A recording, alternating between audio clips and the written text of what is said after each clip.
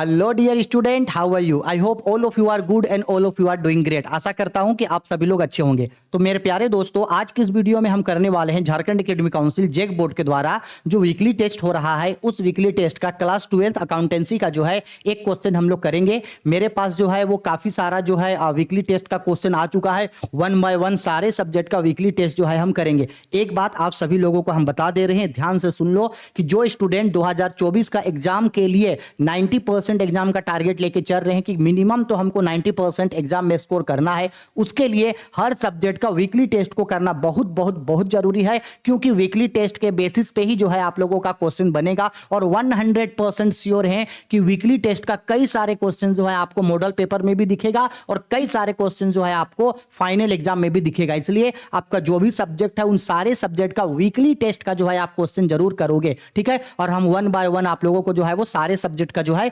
Weekly test जो है हम आप लोगों को 1 बाय 1 जो है सारे सब्जेक्ट का करवा देंगे, ठीक है। चलो, तो बेसिकली ये जो हम लोगों का आज का जो ये जो है एग्जाम जो हुआ था वीकली टेस्ट का, बेसिकली इसमें जो क्वेश्चन पूछा गया है वो सारा क्वेश्चन जो है वो डिजुलेशन से रिलेटेड है। अब थोड़ा सा 1 मिनट मेरा बात को सुन लो कि डिजुलेशन क्या होता है, ताकि एक बार में ही जो है वो क्विक नोट्स आप लोगों को रिमाइंड हो जाए। अब सबसे पहले बात करते हैं कि सर ये डिजुलेशन का मतलब क्या होता है। हाँ भाई, किसका मतलब? ये डिजुलेशन का मतलब क्या होता है? तो डिजुलेशन का मतलब होता है विघटन। डिजुलेशन मतलब क्या होता है? विघटन। यानी सिंपल सा समझ लो कि जब मान लो कि ए और बी, सपोज कर लो कि ये दोनों दो पार्टनर्स था और ये दोनों मिल करके आपस में जो है एक पार्टनरशिप फार्म को चलाता था। ए और बी पार्टनर्स था और मिल करके क्या चलाता था भाई? पार्टनरशिप फार्म को चलाता था। अगर किसी भी कारण से इन लोगों का ये जो पार्टनरशिप फार्म है, किसी भी कारण से अगर पार्टनरशिप फार्म को बंद कर दिया जाए, हमको नहीं पता कि क्यों ऐसे हुआ, लेकिन अगर किसी भी कारण से ए और बी का जो पार्टनरशिप फार्म था उस पार्टनरशिप फार्म को क्लोज कर दिया जाए, यानी उस पार्टनरशिप फार्म को बंद कर दिया जाए, तो यही टर्म कहलाता है डिजुलेशन। यानी डिजुलेशन का मतलब सिंपल है कि पार्टनरशिप फार्म जो है वो बंद हो गया। कई सारे इसके पीछे रीजंस हो सकते हैं। हो सकता है कि फार्म को बहुत ज्यादा हेवी लॉस हो रहा है, अब उस लॉस की वजह से फार्म को नहीं चलाना चाहता है। या हो सकता है कि फार्म का जो टाइम है वो पूरा हो गया, एग्रीमेंट कंप्लीट हो गया, जिसके वजह से वो लोग जो है वो बंद करना चाहता है। या पार्टनर्स लोग अपनी खुशी से वॉलेंट्री डिसॉल्व करना चाहते हैं, इसका मतलब है अपनी खुशी से जो है वो लोग उसको बंद करना चाहते हैं। या जो पर्पस था वो पर्पस पूरा हो गया जिसके वजह से बंद कर रहे हैं। इंसॉल्वेंट हो गया, दिवालिया हो गया फार्म का, और फार्म जो है वो चलने के काबिल नहीं है, इस वजह से जो है वो बंद हो गया। या तो फिर कभी कभी पार्टनर्स में से कोई पार्टनर जो है वो पागल हो गया, या तो फिर मान लो पार्टनरशिप के द्वारा कोई ऐसा काम किया गया जो इंडियन कॉन्स्टिट्यूशन के अगेंस्ट है, तो इस कंडीशन पे कोर्ट भी जो है उसको बंद कर सकता है। कोर्ट पागल होने के दशा में कोर्ट बंद कर सकता है, या साथ ही साथ अगर वो लोग कोई ऐसा काम किया है जो इलीगल है या इनवैलिड है, तो इस कंडीशन पे जो है लीगल प्रोसीजर के द्वारा कोर्ट जो है वो उसको बंद कर सकता है। नॉर्मली बस इतना समझ लो कि अगर पार्टनर्स मिलकर के पार्टनरशिप फार्म को चला रहा है और किसी भी कारण से अगर वो पार्टनरशिप फार्म क्लोज हो जाए, पार्टनरशिप फार्म को बंद करना पड़े for the any causes, that is called dissolution of partnership firm, यानी कि पार्टनर्स का व्यापार जो है वो बंद हो चुका है। अब चूंकि जैसे कि मान लो कि जब एडमिशन, रिटायरमेंट, डेथ या change in profit sharing ratio होता था, तो उसमें फार्म रिकॉन्स्टिट्यूशन होता था, यानी कि वहां जो फार्म है वो फार्म रीस्टार्ट होता था। लेकिन डिजुलेशन में रीस्टार्ट नहीं होता है, डिजुलेशन में जो है वो पार्टनरशिप फार्म बंद हो जाता है। अब चूंकि पार्टनरशिप फार्म अगर बंद होता है तो सपोज कर लो ये जो हम लोगों का दो पार्टनर था ए और बी, कौन पार्टनर था? ये दोनों ए और बी। तो क्या ए और बी जो मिल करके क्या पार्टनरशिप फार्म को नहीं चलाया था? चलाया था। तो बताओ ए और बी के पास अपना एसेट, अपना कैपिटल, अपना liabilities, profit and loss, reserve, ये सब रहा होगा कि नहीं रहा होगा? बिल्कुल रहा होगा। तो ए और बी के पास ये जो भी चीज होता है, जो भी एसेट्स, जो भी कैपिटल, जो भी लाइबिलिटीज होता है, इन सभी को दिखाने के लिए पार्टनर्स लोग जो है कुछ कुछ अकाउंट खोलता है, जिसमें से सबसे पहला इंपॉर्टेंट होता है रियलाइजेशन अकाउंट। याद रखना, डिजुलेशन के समय में सबसे पहला कौन सा अकाउंट बनाया जाता है? रियलाइजेशन अकाउंट बनाया जाता है सबसे पहले। इसके बाद दूसरा में पार्टनर्स कैपिटल अकाउंट बनाया जाता है। क्या बनाया जाता है? पार्टनर्स कैपिटल अकाउंट बनाया जाता है। और सबसे लास्ट में जो है वो कैश अकाउंट, यानी कि केस या बैंक अकाउंट बनाया जाता है। याद रखना। और कभी कभी स्पेशल कंडीशन पे एक तरीके का प्रॉफिट एंड लॉस अकाउंट भी बनाया जा सकता है। लेकिन मेनली जो याद रखना कि डिजुलेशन के समय में 3 अकाउंट बनता है, realisation account, partners capital account और कैश अकाउंट। पहले रियलाइजेशन अकाउंट, फिर पार्टनर्स अकाउंट, उसके बाद कैश अकाउंट। अब थोड़ा सा 5 मिनट मेरा बात को सुनो कि भाई रियलाइजेशन अकाउंट क्या होता है। रियलाइजेशन अकाउंट को बोला जाता है वसूली खाता यानी कि नॉमिनल अकाउंट। बेसिकली ये जो मेरा रियलाइजेशन अकाउंट है वो एक ऐसा अकाउंट होता है जिसको तब बनाया जाता है जब पार्टनरशिप फर्म को बंद करना है। अब इस अकाउंट में दिखाएंगे क्या, नॉर्मल बात है, इस अकाउंट में दिखाया जाता है कि भाई पार्टनर्स के पास कौन कौन सा एसेट है और कौन कौन सा लाइबिलिटीज है। नॉर्मली ये अकाउंट नॉमिनल अकाउंट पे बेस्ड है, इसलिए सबसे पहले एसेट को जो है, जो भी एसेट है केस को छोड़ के, जो भी एसेट है केस और बैंक को छोड़ के सारे एसेट को डेबिट में सजाएंगे। सिमिलरली सारे लाइबिलिटी को जो है वो क्रेडिट में सजाएंगे। सारे एसेट को, चाहे वो करेंट एसेट हो या फिक्स एसेट हो, केस और बैंक को छोड़ के सारे एसेट को डेबिट में सजाएंगे, सारे लाइबिलिटीज को जो है वो क्रेडिट में सजाएंगे।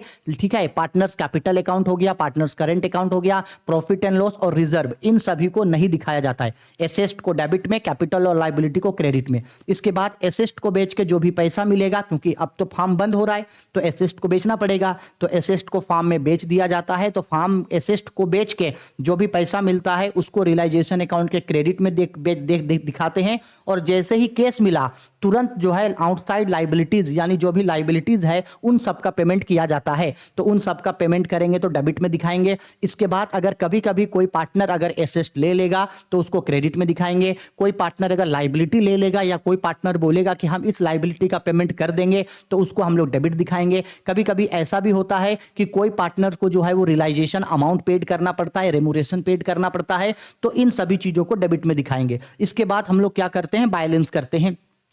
बैलेंस करने के बाद, और कभी कभी अगर रियलाइजेशन एक्सपेंसेस हो तो भी डेबिट में दिखाएंगे। इसके बाद बैलेंस करेंगे। सिमिलर, चूंकि ये नॉमिनल अकाउंट है, रियलाइजेशन अकाउंट में अगर डेबिट घटता है तो वह प्रॉफिट होता है और क्रेडिट घटता है तो वो लॉस होता है। ये प्रॉफिट और लॉस को पार्टनर्स के बीच प्रॉफिट शेयरिंग रेशियो में बांट दिया जाएगा। जैसे यहां अगर ए और बी है तो ए और बी को जो है वो प्रॉफिट शेयरिंग रेशियो में बांट दिया जाएगा, जो भी उन लोगों का प्रॉफिट शेयरिंग रेशियो रहा है। और इस प्रॉफिट के बैलेंस को जो है next time partners capital account में ट्रांसफर किया जाता है। पार्टनर्स कैपिटल अकाउंट आपको यह बताता है कि भाई देखो, हम और तुम जो बिजनेस चलाए हैं, इस बिजनेस में मेरा इतना कैपिटल था, तेरा इतना कैपिटल था, हम लोगों को इतना प्रॉफिट हुआ, इतना लॉस हुआ, इतना रुपया लोन पे किए, हर एक चीज को जो है वो पार्टनर्स कैपिटल अकाउंट में दिखा दिया जाता है, जिससे यह पता चलता है कि at the end of the dissolution of partnership firm किस पार्टनर के पास कितना कितना अमाउंट बचेगा।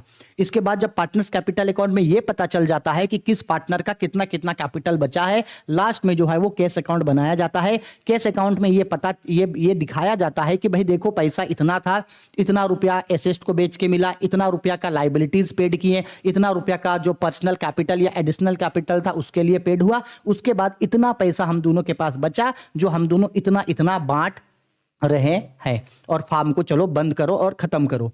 समझ में आया? यही चीज को, पूरा कॉन्सेप्ट को जो है वो डिजुलेशन ऑफ पार्टनरशिप फर्म बोला जाता है। ठीक है, इसमें न्यूमेरिकल क्वेश्चंस भी होते हैं पढ़ने के लिए। अब जेक बोर्ड में जो है वो न्यूमेरिकल क्वेश्चन डिजुलेशन से ना के बराबर पूछता है, लेकिन अगर मॉडल पेपर में होगा तो definitely I will teach you.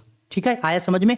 चलो अब हम लोग जो है, अब इतना अगर चीज समझ गए तो इस चैप्टर का, इसका एक एक क्वेश्चन आपसे तुरंत तुरंत बन जाएगा। देखो, एक एक बार में पूछते हैं, रट्टा मारने का तो जरूरत ही नहीं है। देखो पहला क्वेश्चन क्या बोला है, पहला क्वेश्चन में बोल रहा है in which condition a partnership firm is deemed to be dissolve, किस परिस्थिति में फर्म को भंग माना जाएगा। तो सिंपल सा बात है, फर्म को भंग तब माना जाएगा जब, अभी बताएं, जब उसका टाइम पीरियड क्या हो जाए, पूरा हो जाए। तो इसका राइट आंसर होगा option number C, on expiry of the period of partnership, यानी साझेदारी की अवधि समाप्त हो जाने पे। क्वेश्चन नंबर 2 पे बोल रहा है, देखो यहां पे बोल रहा है कि court will make an order to dissolve the firm when, न्यायालय मतलब कोर्ट फर्म को भंग करने का आदेश कब देता है। तो बताए थे दो कंडीशन, पहला जब पार्टनर्स में से कोई पागल हो जाए या सब पार्टनर पागल हो जाए, इंसेंस हो जाए या मेड हो जाए, और दूसरा जब फार्म के द्वारा कोई इलीगल काम किया गया है। ठीक है, उस कंडीशन पे। तो इलीगल का तो यहाँ पे जिक्र नहीं है, तो इसका राइट आंसर होगा, देखो ये यहाँ पे क्या बोल रहा है ऑप्शन ए पे, some people has become fully mad, कोई साथी एकदम पागल हो गया हो, तब इस कंडीशन पे कोर्ट बोलेगा कि भाई अब बंद करो, क्योंकि जो है अब इसको आप लोग नहीं चला पाओगे। क्वेश्चन नंबर 3 पे बोल रहा है on dissolution of a firm realisation account is debited to, बोला गया है फार्म, किसी फार्म के विघटन पर वसूली खाते को डेबिट किया जाता है। तो अभी हम बताएं कि जब रियलाइजेशन अकाउंट बनाएंगे तो जितने भी एसेट हैं उन सारे एसेट को डेबिट करेंगे। ठीक है, केस और बैंक को छोड़ के, गुडविल को भी डेबिट करेंगे, याद रखना। ठीक है, गुडविल का यहाँ कोई अलग ट्रीटमेंट नहीं होगा, जैसे रिकॉन्स्टिट्यूशन में होता था, ऐसा यहाँ कोई काम नहीं होगा इसका।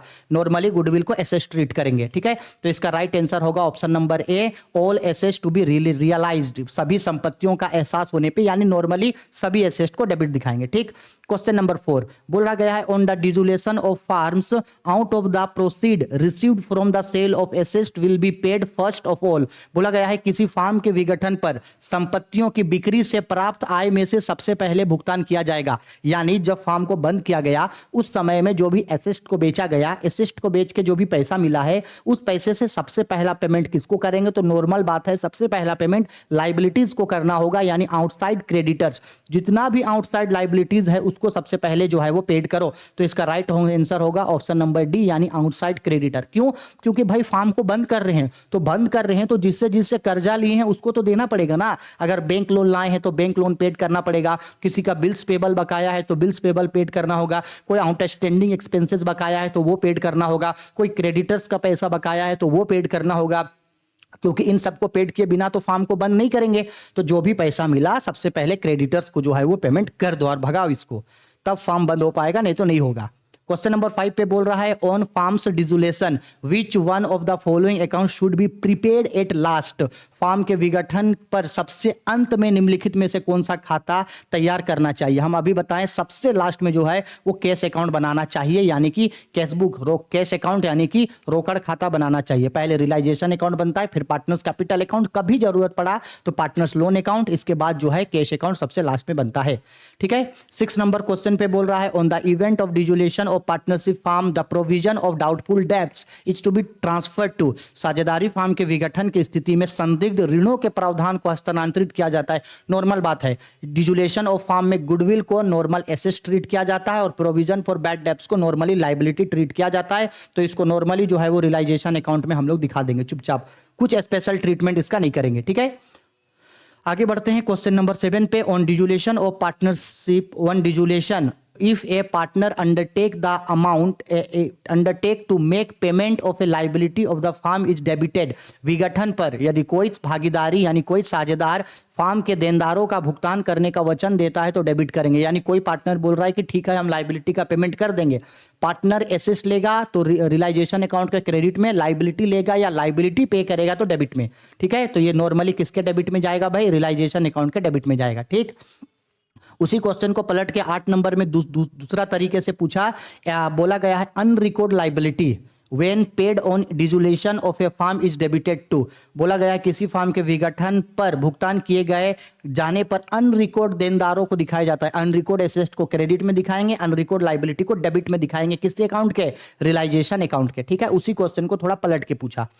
क्वेश्चन नंबर 9 पे बोल रहा है on the dissolution of partnership firm profit और loss on realisation is distribute among the partner. साझेदारी फार्म के विघटन पर प्राप्ति पर लाभ या हानि को साझेदारों के बीच वितरित किया जाता है। यानी रियलाइजेशन अकाउंट में जो भी प्रॉफिट एंड लॉस हुआ वो पार्टनर्स को किस रेशियो में बांटेंगे? तो नॉर्मल बात है in their profit sharing ratio, उनके लाभ अनुपात में जो रेशियो लोग तय किया है। अगर 2:1 किया तो उस रेशियो में, कैपिटल रेशियो बोला तो कैपिटल रेशियो में, इक्वल बोला तो इक्वल, जो प्रॉफिट रेशियो तय हुआ है उस पे होगा। ठीक है, इसके बाद बोला है next question realisation account is है, वसूली खाता क्या है? तो अभी हम बताएं ये एक नॉमिनल अकाउंट है। क्यों? क्योंकि इससे जो है वो प्रॉफिट एंड लॉस का पता चलता है, और दुनिया का कोई भी अकाउंट जिससे प्रॉफिट एंड लॉस का पता चले, एक्सपेंसेस एंड लॉसेस का पता चले, ऐसा अकाउंट मेरे लिए नॉमिनल अकाउंट होता है। रिवैल्यूएशन अकाउंट भी एक नॉमिनल अकाउंट है। ठीक है, profit and loss appropriation account भी एक नॉमिनल अकाउंट है। 11 नंबर क्वेश्चन पे बोल रहा है in the event of dissolution of firm the partners personal assets are first use to payment of. Firm के विघटन की स्थिति में भुगतान के लिए सबसे पहले साझेदारों की व्यक्तिगत संपत्ति का प्रयोग किया जाता है। देखो क्या बोल रहा है यहाँ पे भाई, पर्सनल एसेट। अगर पर्सनल एसेट है तो इसका सबसे पहला पेमेंट होगा पर्सनल लाइबिलिटी के लिए। पर्सनल एसेट है तो पर्सनल लाइबिलिटी को पेमेंट करो, यानी व्यक्तिगत संपत्ति है तो इससे व्यक्तिगत देनदार को जो है वो भुगतान कर दो। ठीक है, वीडियो पसंद आ रही है तो लाइक करो, शेयर करो, कमेंट करो। और एक बहुत इंपॉर्टेंट चीज है कि झारखंड एकेडमी काउंसिल के सभी स्टूडेंट के लिए हम टेलीग्राम पे जो है वो अलग से जो है एक पर्सनल 12th क्लास का पर्सनल ग्रुप बनाए हैं, जिसमें बहुत सारे स्टूडेंट जुड़ चुके हैं। और उन लोगों को, जैसे आप लोगों को अगर कोई भी दिक्कत, डाउट, परेशानी है, कोई क्वेश्चन का आंसर समझ में नहीं आ रहा है, या कोई PDF चाहिए आप लोगों को, या मुझसे बात करना है, या एजुकेशन का एक अच्छा इन्वायरमेंट मिले, इसलिए जो है वो टेलीग्राम पे एक अलग से सेपरेट ग्रुप बना दिए हैं specially for class 12th student for the better preparation of upcoming exam on 2024। तो इसके लिए आप चाहे तो टेलीग्राम के उस ग्रुप को ज्वाइन कर सकते हैं, उसका लिंक जो है वो नीचे डिस्क्रिप्शन पे हम आप लोगों को या नीचे कमेंट बॉक्स पे पिन कर देंगे, उसको चाहे तो ज्वाइन कर सकते हो। ये सारा चीज जो है आपको वहां पे ऑलरेडी मिल जाएगा और वहां बहुत सारे स्टूडेंट बहुत अच्छे हैं जो आपको अगर कोई भी दिक्कत होगा तो वो आपको तुरंत जो है वो हेल्प कर देंगे, ठीक है। चलो नेक्स्ट आते हैं क्वेश्चन नंबर 12 पे। On dissolution goodwill account is transfer to, विघटन पर सद्भावना यानी ख्याति खाता का स्थानांतरित किया जाता है। तो नॉर्मली इसको कुछ नहीं करेंगे, रियलाइजेशन अकाउंट के हम लोग इसको जो है वो डेबिट में दिखाएंगे, यानी नॉर्मली हम लोग जो है इसको एसेट ट्रीट करते हैं और कुछ नहीं। 13 नंबर पे बोल रहा है at the time of dissolution of partnership firm fictitious assets are transfer to, साझेदारी फार्म के विघटन के समय फर्जी संपत्ति को हस्तांतरित किया जाता है। फिक्टिटियस एसेट है तो इसको जो है वो पार्टनर्स कैपिटल अकाउंट में दिखाया जाता है। फिक्टिटियस एसेट क्या होता है? ऐसा एसेट जो एक्चुअल में एसेट नहीं होता है, खर्चा है, लेकिन हम उसको अभी के लिए जो है वो एसेट ट्रीट किए हैं, ठीक है। आगे बोला गया है क्वेश्चन नंबर 14 पे, change in the existing agreement between the partners is called, साझेदारों के बीच विद्यमान समझौते में परिवर्तन होना, यह कहलाता है हम लोगों का डिजुलेशन ऑफ पार्टनरशिप, ठीक है। इसका मतलब आप अगर ऑप्शन में रिकॉन्स्टिट्यूशन बोलता तो रिकॉन्स्टिट्यूशन को आप टिक लगाते, ठीक है। क्वेश्चन नंबर 15 बोला गया है क्वेश्चन पे, profit and loss of realization, profit और loss of realization account is transfer to, वसूली खाता का लाभ हानि हस्तांतरित किया जाता है। तो नॉर्मल बात है कि profit and loss realisation account में जो भी प्रॉफिट एंड लॉस हुआ वो पार्टनर्स को बांटे और जितना जितना बांटे उसको पार्टनर्स कैपिटल अकाउंट में दिखा देते हैं, ठीक है। किसमें दिखाते हैं? Capital account of partner. Last question, in case of dissolution assets are transfer to realization account, विघटन की स्थिति में वसूली संपत्ति खाते में स्थानांतरित किया जाता है। रियलाइजेशन अकाउंट जब बनाते हैं उस समय एसेट को जो ट्रांसफर करते हैं, कौन सा वैल्यू पे ट्रांसफर करते हैं? तो बुक वैल्यू यानी पुस्तक मूल्य। अब बात करते हैं कि बुक वैल्यू क्या होता है। तो देखो वैल्यू जो होता है वो दो तरीके का होता है, एक बुक वैल्यू और एक मार्केट वैल्यू। बुक वैल्यू मतलब कि बैलेंस शीट में कितना कितना का एसेट का अमाउंट दिया है, बैलेंस शीट के अंदर जो अमाउंट लिखा है एसेट या लायबिलिटी का, वो बुक वैल्यू है। और नीचे एडजस्टमेंट पे या क्वेश्चन में जब बोल रहा है कि इसको बाजार में इतना में बेचा गया या बाजार से इतना रुपया मिला, that is called market value. और बैलेंस शीट रियलाइजेशन अकाउंट में जो होता है हम लोग किसमें दिखाते हैं? उसको बुक वैल्यू में दिखाते हैं, ठीक है। आई होप अगर आपको एक बार कॉन्सेप्ट याद हो गया तो उसके बाद आपको कोई भी क्वेश्चन जो है वो रट्टा मारने का जरूरत नहीं है। और मैं आशा करता हूं कि अगर शुरू में जो कॉन्सेप्ट बताएं वो समझ में आया है तो आपको कोई भी क्वेश्चन जो है वो रट्टा मारने का जरूरत नहीं है। इसी तरीके से मैं आप लोगों का 1 by 1 subject by subject chapter by chapter जो है वो एक एक करके जो है वो सारे सब्जेक्ट का जो है वो वीकली टेस्ट का क्वेश्चन जो है वो डाल दिया करूंगा। तो इसके लिए क्योंकि मेरे पास क्वेश्चन उतना नहीं है तो उसके लिए आप क्या करना, टेलीग्राम चैनल के ग्रुप में ज्वाइन हो जाना और वहां जो है आपके पास जितने भी सब्जेक्ट्स के जितने भी सब्जेक्ट्स के आपके वीकली टेस्ट के क्वेश्चन है उन सभी को वहां पे जरूर दे देना, ताकि हम उसके लिए वीडियो भी अपलोड कर सके और साथ ही साथ जितने भी अदर स्टूडेंट्स हैं जिसके यहाँ जो है वो वीकली टेस्ट का एग्जाम नहीं हो रहा है उन लोगों को भी जो है वो इससे फायदा हो सके, ठीक है। चलो बाय, टेक केयर।